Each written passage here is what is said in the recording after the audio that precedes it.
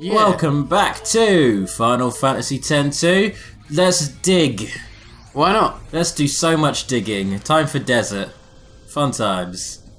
Is this where that awesome big boss thing is you were saying is? Like I say, that's a couple chapters away, but yeah. No, looking forward to that. Bikanel Island. This is where the All-Bed's beloved home stood until 2 years ago. So the Guado ruined everything. Most have moved on, but a handful of All-Beds still live here today. They say countless machina lie buried under the desert sands. Leave the trailblazing to me. Alrighty, so we've got our bed member of the team who's gonna take us straight to the campsite. Be there. Yup. Oh no. Flawless. That's helpful. It's forward. It's definitely forward. Who needs compasses? Let's go forward. Alright, so we've got a couple battles here in the Bikanel Desert. And I think at this point you can't actually go back to your airship until you've gotten through this area, so... Make sure you don't, like, go here straight away, otherwise you're kind of boned. Because some of the fiends here can be kind of strong for a level 1 character. Or level 2 or 3 rather, but yeah. Oh, goddamn. Socked right in the face. Where there's smoke. Rude. Big ass Yeti? Yeah, pretty much. Desert Yeti? Gotta love those desert yetis. I mean, yeah. Right. You think she's lost? No, she knows exactly where she's going. It's forward. Look at all that forward right there. You just have to keep going forward. Yep, definitely heading towards the campsite right now. Keep going forward. Oh, hello, another battle. Oh, Desert Yetis are in full force today. They're just relentless. There we are. Get to Foot Dune. Oh, he has, doesn't he? He does, yeah. Like I say, don't come here straight away after beating that first mandatory mission, because it won't be pleasant for you. Like I say, doable, but just difficult.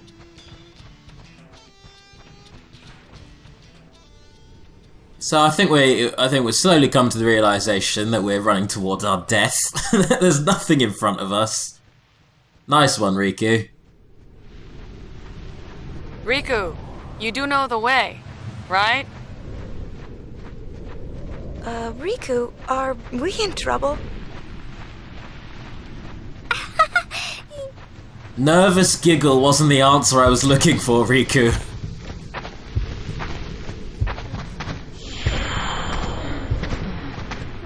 Well, shit, that's one way to get a game over. Just get lost. Just get lost in the desert and die of dehydration.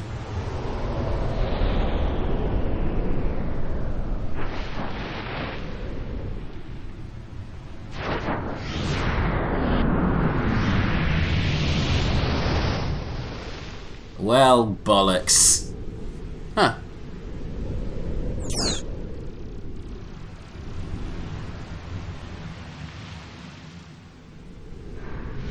Oh, hello, Albed friends. Mógł mega dranie do sektu. Hatan Kudan Drabanapush. Thankfully, these guys don't just beat the shit out of us like they do in the first game. They're actually decent folk. Maybe because they see Riku with you, and the fact that you're Yuna also. It might be part of it. Yeah. Also, we're all lasses, so that would be fucked up, so hey. Beating Tidus though, that's fair game.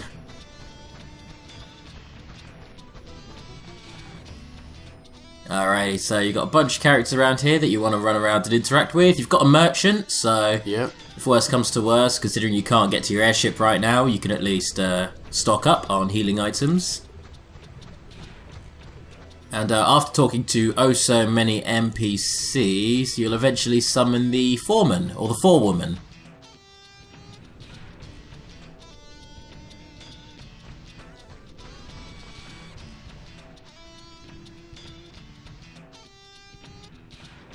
Yeah, like I say, this is just a case of talk to everyone and then the game will do things eventually.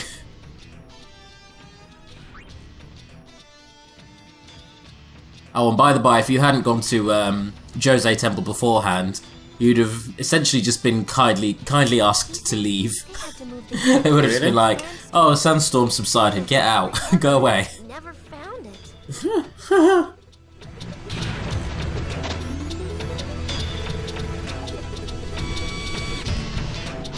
Oh! What? Sounds like there's a big sandstorm coming in. It's probably too big for the airship to handle. I guess we won't be leaving the way we came. Oh my god. Why? You just have to go and ruin songs, David. Yeah. That's how I roll. That's how I function. That's how I get through my day-to-day life, is ruining things. So you got 3 different expanses. The 3 of them allow you to find different items by digging in them. You don't want to over-dig, because digging too much can actually butcher your 100%. So best thing to do is, yeah, until you get to a certain point in the game, I think chapter 3 or 4, is you only dig when necessary.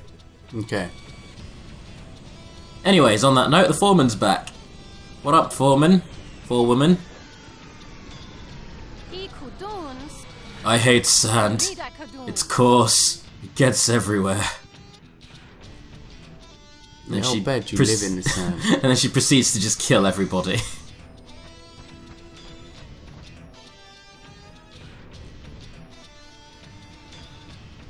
Alrighty, so where have you gone, Nadler? There you are, doing your pacing. I'm busy, so make it fast, okay? I've got lots to excavate and no one to do it. Uni, show her Kipple's letter. So I think something interesting about this game is how much it reuses assets, because I'm pretty sure Nadler's character model was just a random NPC in the first game, but in this game she's a full-fledged character with a voice and all that, so part of me just assumed she was there in the first game. She was just such a... She was just so insignificant character. Yeah, that the game never really bothered to voice her, or name her, or anything really. Here's where we are. But she was there, just kind of in the background. Oh, but it's so far. We'll send you out there by hover. Go talk to the pilot about it. Alrighty, so this is now a tutorial for the digging minigame, which you can do as much as you want. It's great for raising up gil, finding items, but once again, don't overdo it, because there are certain items that if you find too many of them too quickly, again, butchers your 100%, which is so daft. That is stupid. It's like, oh, you did the game too thoroughly. Oh no, can't be having that. There goes your hundo. Wow, so we got a perverted robot thing. Yeah, just a little Albert robot sexually harassed us. Thank you. Cheers.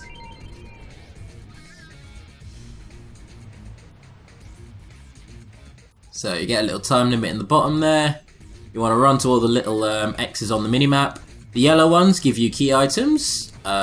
Key items which, again, if you find too many of them, will ruin your 100%. But white items are fair game. You can get as much of those as you want, and you can use those for healing, grinding, earning money, all that. Also, random encounters kick in around here, so that's all good too. Oh, you're not actually kitting anything? I'll do it all later on in the game where I won't be punished for being too thorough. But I think that essentially means that this has been the easiest mission of all the missions. Because that's it done, we're finished, we did it. We went and got the one yellow thing. Go us. Wow. Mission complete. I think you get a pretty good garment grid for it as well. Do you get garment grid? Yeah, there you go, Still of Night. Which I think is used to cast darkness and shit on enemies. So yeah, there you go. Let's head back to our airship now that the sandstorm has subsided. We'll be here. And next time we don't have to worry about dying.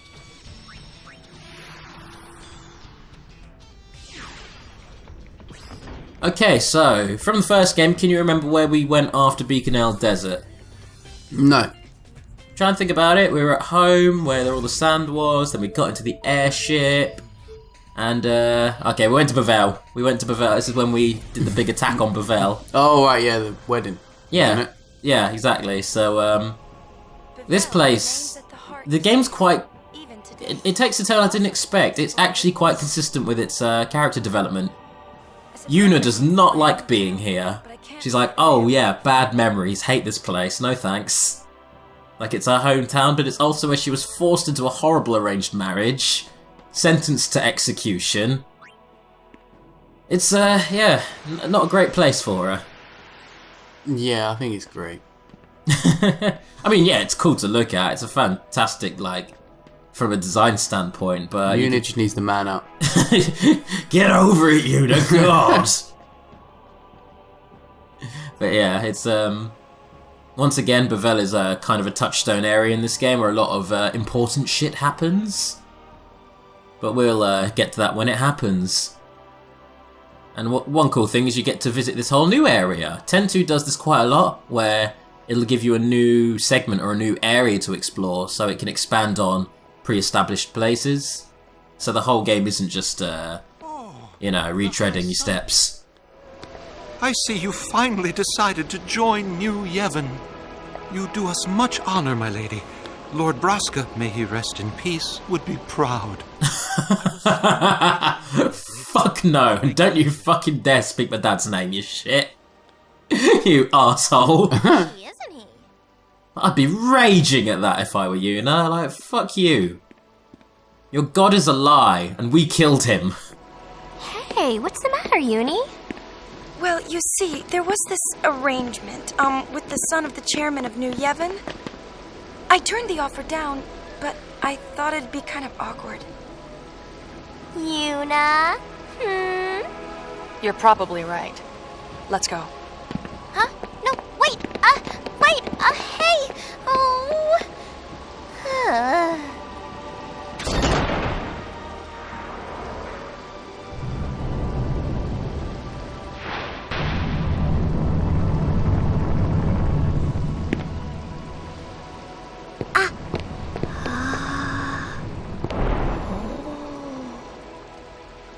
A pleasure, Lady Yuna. I am Baralai, Praetor of New Yevon. So, you're the chairman's son? As it happens, the chairman has recently resigned, as did his son, the Praetor. They were trying to take too much power. We had to ask them to leave. Now the younger members run the party, by mutual consensus, of course. Okay, so you're higher up in Yevon, you've got white hair, and you seem really pleasant. So already I'm getting a lot of bad vibes from you, my dude. I already do not trust you. On the contrary, you'd be most... I mean, your name doesn't rhyme with nipple, but I'm still, you know, I'm still gonna be a bit edgy around you. But I would hope that you could put that aside and join our cause.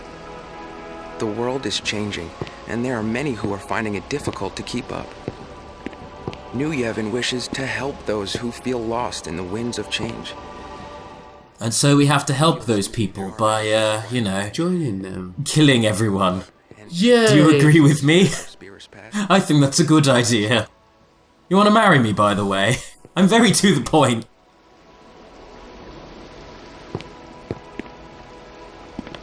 Ooh. So, what do you think? What? Pain? I think I've heard enough. What now?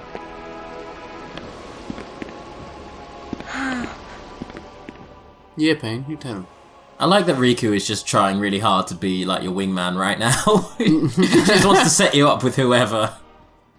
Hey cousin, I just want you to settle down with a nice boy. Let's go bowling. Let's go to the movies. Many summoners used to cross these plains, their hearts heavy with the weight of their pilgrimage. Now, I think of all the places in the first game, I think Calmland may have changed the most. Because in the first game, Calmland was your big hub for the end game. There was like so much just stuff there. Yeah. And you spent ages running around it.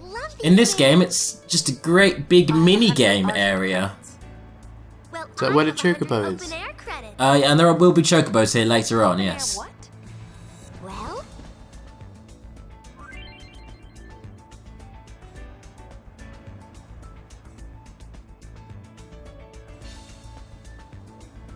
So essentially this is kind of like a carnival or a fun fair with different minigames, but there are two companies competing against each other with all the games. So essentially you want to pledge your allegiance to one of the two companies.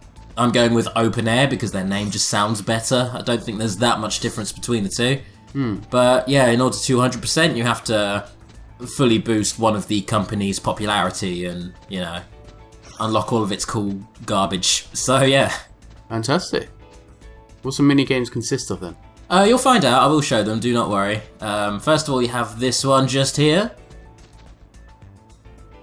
By the by, having to deal with random encounters while running between these can be tiresome, but thankfully, because they're on giant hovers, you can actually fly between the attractions, which is nice. Anyway, this is Lupine Dash. It's dog racing. What? It's just dog racing. You just, yeah, a bunch of wolves, dogs, do a race, and you bet on them. Pretty goddamn easy.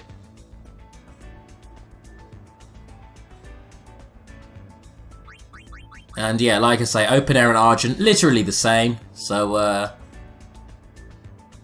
going to sign up for the publicity, which means going around to NPCs, hitting the square button, or the X button rather, and basically going to them, hey, Open Air's great, isn't it? And if you do that to enough NPCs, it boosts Open Air's level.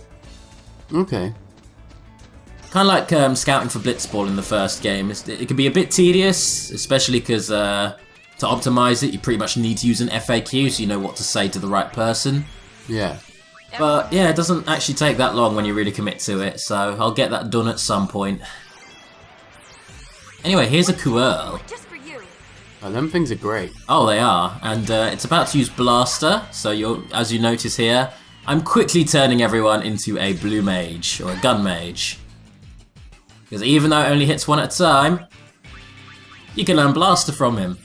Which is a great way, if enemies aren't immune to it, of basically taking an enemy's health to like 5% and then finishing it off with a little jab after the fact. Like, it does inflict death, but it does do a shit ton of damage.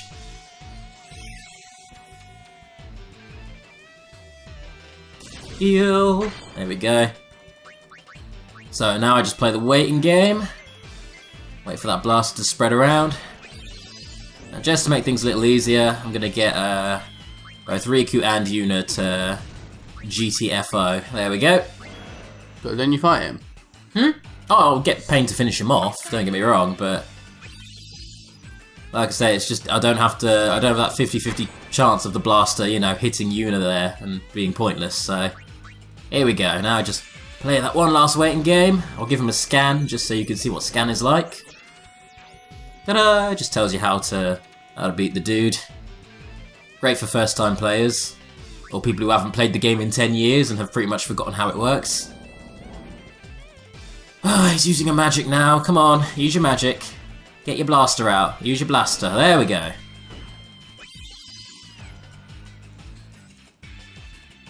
So it always must put them down to 5% health no matter what. It's something like that. It just does so much damage that I assume it's about 5%. Maybe it even takes them down to 1 HP. I'm not 100% on what it does, but it destroys enemies. It just eats through their health. So, yeah, one of my favourite moves in the early game. Guess what's coming next? I'm getting a little tired though of this guy bapping me. Oh, he's immune to Blaster. Fuck this. You know, I'm just gonna go. Bye. Life's too short. Okay, maybe I didn't kill that Quirl, but you know. An effort was made. Now, this is Reptile Run. This game works a little bit like Frogger, which is all well and good, but I discovered something about myself whilst attempting to do this. You're terrible. I'm awful. Just awful at Frogger. I have no patience. I have no sense of timing. I'm actually really good at Frogger. Although the kind of real bad part of this is there are certain enemies where they don't actually need to touch you to kill you. It's if they're facing you, i.e. the bombs. If you're running past a bomb and it's facing you, you're boned. So yeah, you've got to be really goddamn careful on that because yeah, boom, dead. There go your coins, sucker. Wow. So, part of me was like, well, that was embarrassing, but, you know, this is going to be the winning run. I'll just show this one. It'll be fine. I can do this. This isn't too hard. You just got to get past the enemies and, you know... Oh, son of a bitch, the same one. Fuck. Alright, let's do this for real this time. We're gonna do this. I can do this. I'm not a complete scrub. I can get through video games. I can do this. All I gotta do is wait for the... Oh, god damn it. I waited too long. Alright, clearly the method I'm going with isn't working. I need to just take my time and just... There we go. Oh, son of a bitch. Wow. You're terrible. Not coming to this LP channel anytime soon. Frogger LP. Not happening. Nope, thanks. Why not? Because I am an inept chump. Oh, Yay. thank Jesus. I got through the easy mode. I get 1.3 payout, even though I spent all those credits. At least I got a profit of 1. A net profit of 1 credit, not counting all of like the 15 or 20 that I spent. Oh my god. Jesus, alright, well... You're terrible at computer games. I am, yeah. Anyway, let's go to Gagazet. The Ronsos still live here, on Mount Gagazet. Kimari is their elder now, and he's working hard to unite his people. Still, it seems much quieter here than it used to be. Maybe because summoners no longer come here to climb the sacred mountain. And no one likes the big furry blue people. It's sad, really. But they have amazing voices. They do, and their elder is Blue Dad. What up, Blue Dad? What up, Papa? Kimari! Yuna look well. Kimari glad. How you been, Kimari? What's it like being an elder? Elder's job difficult. Kimari troubled. Politics not fun for Kimari. Elder, Leon and Aid not here. Children have left mountain, gone to search for Elder's horn. What's going on? Leon and Aid still pups, but bear Ronso future. Say they search for a way to fix Kimari's broken horn. If Kimari act like true Elder, these things not happen. Maybe so. Kimari? High Summoner Yuna, it is Garrick's honor. Hey, if it's such an honor to meet me, how about you not give my Blue Dad so much stress? Considered that? Garrick know Yuna saved Spira, but Ronso not saved yet. It is huge. Well, that's how big Ronzo is supposed to be. Kimari's, by Ronzo standards, it's a little person. That's a weird thing to say there. That's a nice horn. Now, I would have said be nice to Kimari, but instead, in order to get certain items or certain, or maybe even to get 100% later in the game, you have to say certain things to all these Ronzo. So again, you need an FAQ on hand because this game is very fussy about how you play it. But that said, I'm going to go around and speak to all the Ronzo now. You've got to say the right thing. And essentially, you've just got to try and take charge and tell them that you're going to fix all their problems and... You know, don't be so mean to the Guado. Oh wait, no, you've got to tell them... Now this is the thing, you've got... In order to fully do this, you've got to shit stir. You've got to tell them to hate the Guado.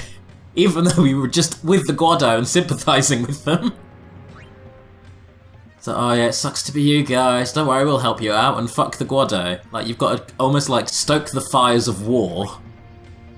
And then later on you have to resolve it. So that's an interesting choice there from the game, but okay. I'm sure you're right. Yeah, fuck the Guado though. Am I right? Payne's like, weren't we just talking to Trommel? And Yuna's like, shut up! Well, now I just realised because the Ronzo are walking around, I can't remember who I haven't talked to. So bear with me, I'm just going to quickly just run around and re-chat to everybody. You. Nope. Okay, you don't have anything to say. Who haven't I talked to? I legit can't remember. That guy. I just had a full-on brain fart. No, talk to him. All of you wear different colours of clothes, so I know who I'm talking to. I know that's racist, but then again it's kind of not, because you are literally the same character model. Kimahri troubled. Ronso youth grow horns of hatred for Guado. And yeah, you have to be really strict on Kimahri as well. It's like, hey you, get better at your new job, Dad. Kimahri sorry. Whining make Kimahri small. Cheer up, Kimahri. Yuna. Kimahri sorry. Cheer up, Kimahri. And there is actually one more Ronso we need to talk to. So, you have to run over to the, wait. This one? No, not that one. He just does a growl, he just does a grunt. That one? I was like looking at the FAQ and it said there is one more Ronso, and I got really confused and I was like, where is this Ronso? Turns out you have to run to this teleport panel and then head towards the Faith Scar, which is the part of the mountain which is is this part of the mountain, which has been kind of stripped bare thanks to the Faith disappearing. And then you chat to this guy. Yeah, that was worth my time. Anyway, that brings us to the end of this episode. We've had a little meeting with our blue friends, so see you next time. Blue Dad. Blue Dad!